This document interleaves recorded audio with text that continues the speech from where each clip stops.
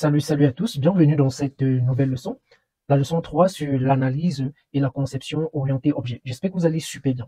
Dans la leçon précédente, nous avons vu les différents types de relations que nous allons rencontrer dans la modélisation en utilisant le UML. Dans ce tutoriel, nous allons parler des diagrammes de classe, plus précisément, les diagrammes de classe. Dans la première leçon, nous avons vu que les diagrammes étaient divisés en deux groupes. Nous avons les diagrammes structurels et les diagrammes comportementaux.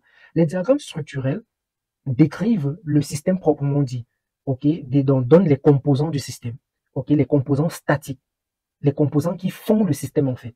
Par contre, les diagrammes comportementaux décrivent, ok, décrivent le système, le comportement, comment fonctionnent les objets du système, ok. Donc c'est la différence entre le structurel et le comportement. Maintenant, dans les diagrammes structurels, on va voir qu'il y a les diagrammes de classe, les diagrammes de composants, les diagrammes d'objets, les diagrammes de structure composite, diagrammes de déploiement, diagrammes de paquetage. Nous allons entrer en profondeur de chaque diagramme durant la formation. Dans le diagramme de comportement, on a les diagrammes d'activité, diagrammes de cas d'utilisation, diagrammes d'état transition, diagrammes d'interaction, diagrammes de séquence, diagramme global d'interaction, diagramme de communication, diagramme de temps. Dans ce tutoriel, nous allons nous focaliser sur le diagramme structurel, plus précisément le diagramme de classe. Donc, c'est quoi déjà le diagramme de classe? Les diagrammes de classe sont l'un des types de diagrammes UML les plus utilisés car ils décrivent clairement la structure d'un système particulier en modélisant ses classes, ses attributs, ses opérations et les relations entre ces objets. Cela fait une définition plus très théorique, mais en gros, en fait, quand on parle de classe, c'est le moule. Ok, c'est le moule qui permet d'intensifier les objets. Là, nous sommes en programmation orientée objet, n'est-ce pas? Donc, vous avez par exemple le moule qu'on fait les parpaings. Ok, c'est ça la classe. Mais qui permet d'intensifier donc les parpaings. Ça veut dire de les créer. Et quand on parle d'une classe, on va voir que les objets de cette classe ont les mêmes caractéristiques. Ils ont les mêmes attributs, tels que, par exemple, si on dit classe de terminale, on sait que les élèves de classe de terminale ont, par exemple, un nom, un prénom, tel. Il y a des attributs communs, il y a des attributs particuliers. Ok, particulier. Donc, en gros, c'est un peu ça, une classe, en fait. Et généralement, vous auriez vu des trucs un peu comme ceci. Ok, si vous êtes développeur, sûrement vous avez déjà vu des diagrammes comme ceci, ou bien vous avez déjà fait des diagrammes comme ceci, ou eu à travailler dessus. Généralement, voilà ce qu'on appelle un diagramme de classe, une modélisation UML des classes. Les classes représentent généralement, ok, le moule pour intensifier les objets. Maintenant, une des questions qui vient généralement quand on parle de diagramme de classe est: Donald, comment on fait pour connaître que ceci doit être une classe dans mon système? Et quand vous ratez cette partie de votre système, soyez-en sûr que le logiciel ne sera pas très bon ou ne va pas survivre avec le temps. Ok? Donc, à tout moment, votre logiciel pourra être cassé. Donc, il faut donc bien maîtriser l'analyse et la conception orientée objet. Parce que généralement, quand les étudiants sont en classe et qu'on fait ce cours, généralement, on va dire que c'est ennuyeux, ok, c'est boring. Voilà, on s'attend à ce qu'on programme, qu'on écrive du code. Mais voici vraiment où le travail se trouve en fait. Quand on développe un système, il faut modéliser. Et tout commence à partir de ce diagramme, le diagramme de classe, qui est très important. Voilà. Maintenant, voici une classe. Ok, quelles sont les parties d'une classe?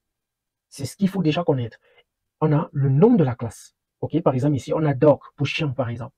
On a le nom de la classe, puis nous avons les attributs de la classe. Par exemple ici, nous avons la couleur, 2 points string, la taille, un float, la longueur, un float, la largeur, un float. Donc, on voit ici que on a le nom de l'attribut et son type. Donc, on met 2 points, nom de l'attribut et son type. Ensuite, on a les méthodes ou opérations, ok, des objets. Donc, par exemple, ici, on a get couleur qui renvoie à la couleur. Donc, c'est une méthode. On a get taille qui renvoie à la taille, get largeur qui renvoie à la largeur, get âge. On peut aussi avoir les sets, ok, comme méthode. D'accord? Maintenant, vous allez remarquer que nous avons des plus là et des moins devant ces noms-là. OK? Là, en fait, ce sont les modificateurs d'accès ou les indicateurs de visibilité. OK? Donc, le plus signifie que c'est public. Tout le monde peut avoir accès. On a le privé, donc protégé. Et ensuite, on a le protégé, on a le paquetage, dérivé et statique. Nous y reviendrons sur tout ça, mais vous devez connaître ça déjà. OK? Les parties d'une classe. Donc, c'est divisé en trois. Une classe est divisée en trois. Donc, premièrement, nous avons le nom de la classe. Ensuite, les attributs. Maintenant, sur les attributs, il faut préciser les indicateurs de visibilité et aussi préciser le type de l'attribut. Maintenant aussi, nous avons les méthodes. Sur les méthodes aussi, il faut préciser l'indicateur de visibilité de la méthode et préciser aussi le type de données que renvoie la méthode. Ici, quand on parle de classe, il y a des relations entre elles. Parce que, comme j'ai dit tantôt, les classes intensifient donc les objets. Et il y a là une des relations entre les objets. D'accord? Nous sommes dans un diagramme, dans un type de diagramme structurel. Donc, qui représente les composants. Et entre ces composants, il y a des relations, nous sommes d'accord. On va voir par exemple la relation d'association avec par exemple, student et course. OK? On voit ici que un élève peut prendre un ou plusieurs cours. Nous sommes d'accord. Et on voit aussi que un cours peut être pris par 0 ou plusieurs élèves. Donc ça, c'est une relation d'association. Nous avons déjà vu les relations. Donc ici, là, rien n'est nouveau pour vous en fait. J'ai mis cela pour que vous compreniez d'où, vers où nous sommes en train de nous diriger. Donc vous voyez une relation, par exemple, entre student et course. OK? Les 1, point, point, point, étoile, c'est ça qu'on appelle multiplexity, la multiplicité. Je ne sais pas si c'est comme ça en français, mais c'est le multiplexity. Voilà. Donc, qui dit en fait le nombre d'objets qui sont en interaction en fait.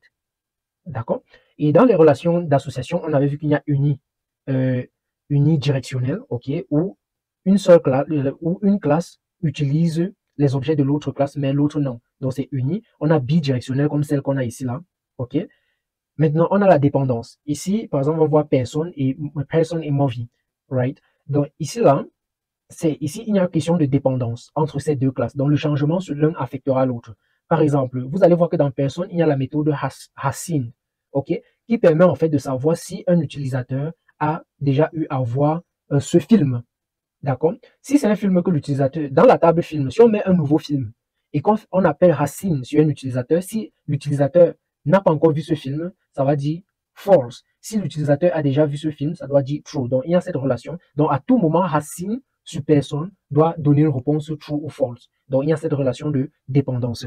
On va voir aussi entre students et adresse que nous avons une agrégation. OK? On va voir par exemple que adresse, student has address. OK?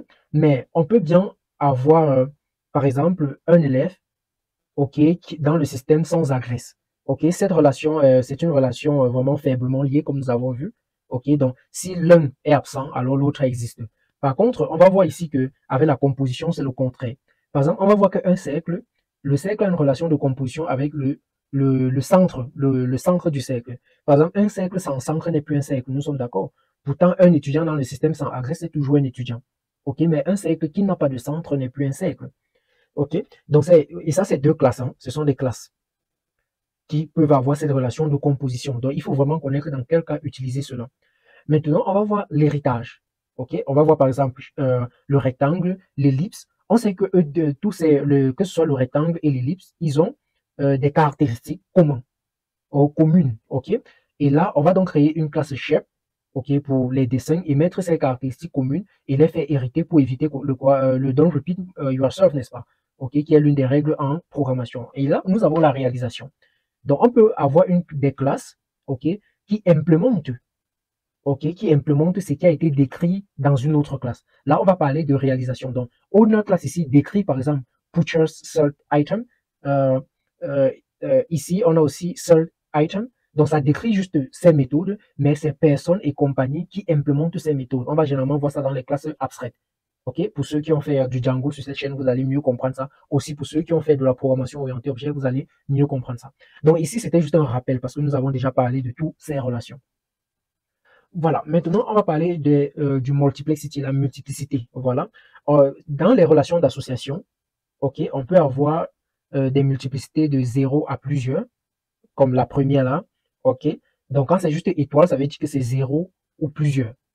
Maintenant, quand c'est 1 ou plusieurs, vous allez voir 1 point point étoile. Maintenant, 1 ou 40, vous allez voir 1 point point 40. Donc, de 1 à 40, pas ou 40, de 1 à 40. Maintenant, 5, ça veut dire que c'est exactement 5. Donc, il n'y a que 5 objets qui peuvent être en relation. Ici, vous allez voir 3,5,8. Ça veut dire exactement 3 ou 5 ou 8 objets peuvent entrer en relation dans cette table. Donc, vous deviez comprendre, avoir cela en tête. Maintenant, voici l'exemple d'un diagramme de classe, ok, d'une modélisation de classe des machines automatiques de biais là, ok.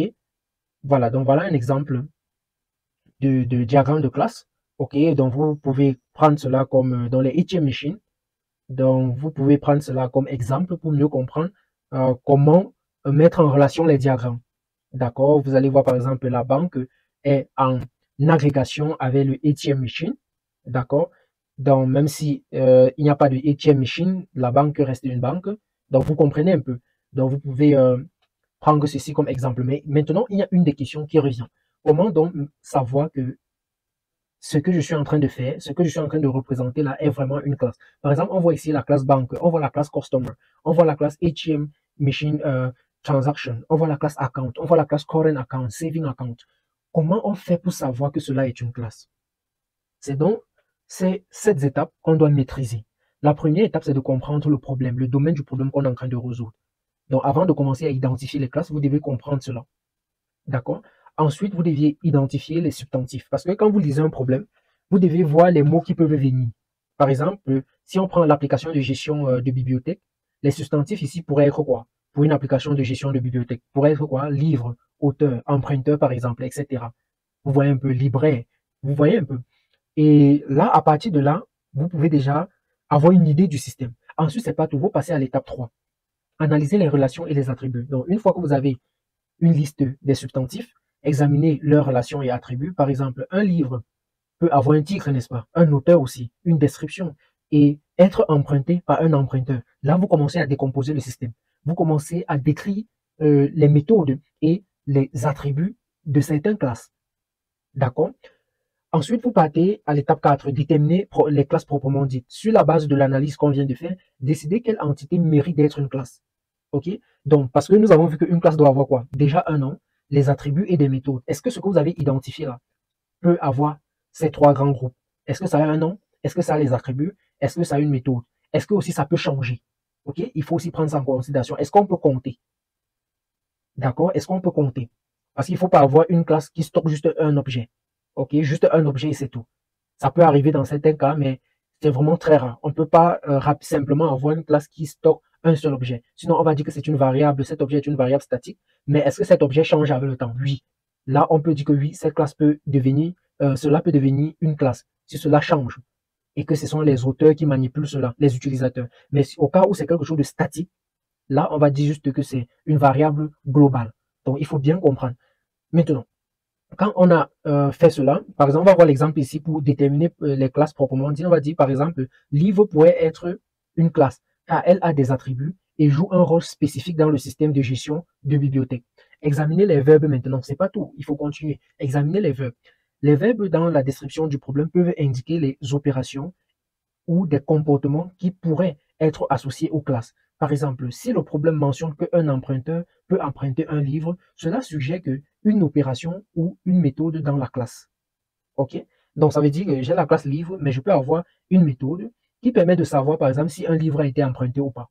Vous voyez un peu, affiner et itérer. L'identification des classes est souvent un processus itératif. Vous devez vous devez peut-être ajuster et affiner vos classes au fur et à mesure que vous développez une compréhension plus profonde du problème et ses exigences. Et c'est exactement ce qui se passe généralement en entreprise, n'est-ce pas? Au plus on analyse, plus on comprend mieux, plus on revient sur ce on a déjà eu à faire. Donc, toujours remettre en question ce qu'on a fait. Est-ce qu'il ne manque pas quelque chose? Maintenant, la dernière étape, c'est d'utiliser le diagramme des cas d'utilisation que nous allons voir dans la prochaine leçon. Parce que avec ces diagrammes de cas d'utilisation qui montrent les interactions des différents auteurs, cela peut vous permettre de mieux comprendre le système et révéler des classes importantes. D'accord? Ce diagramme, nous allons voir ça, c'est un diagramme qui fait partie des diagrammes comportementaux. Donc, nous avons commencé avec les diagrammes structurés, nous y reviendrons. Maintenant, la dernière étape que je vais préciser ici, c'est de toujours, après avoir fait, de renvoyer votre modélisation à un autre développeur de l'entreprise, si vous êtes dans une entreprise, surtout un développeur expérimenté que vous, ou même moins expérimenté, pourquoi pas, pour qu'il puisse voir si ce que vous avez modélisé a un sens par rapport au problème, ou si vous avez oublié quelque chose. OK? Parce que généralement, c'est pas que vous ne comprenez pas, mais vous pouvez omettre quelque chose. D'accord? Donc, en gros, c'est ça les diagrammes de classe. Maintenant, vous devez prendre le temps de représenter, par exemple, un diagramme comme ceci, OK, comme le ATM machine, pour vous assurer que vous comprenez vraiment cela avec les différentes relations. D'accord?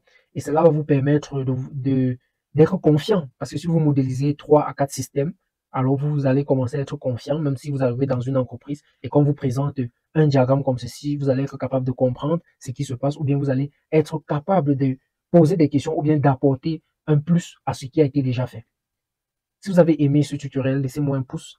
Ok, si vous avez des commentaires, la partie commentaires est faite pour cela. Dans la prochaine leçon, sûrement, on va continuer avec les diagrammes de cas d'utilisation. Donc, à nous revoir dans cette prochaine leçon.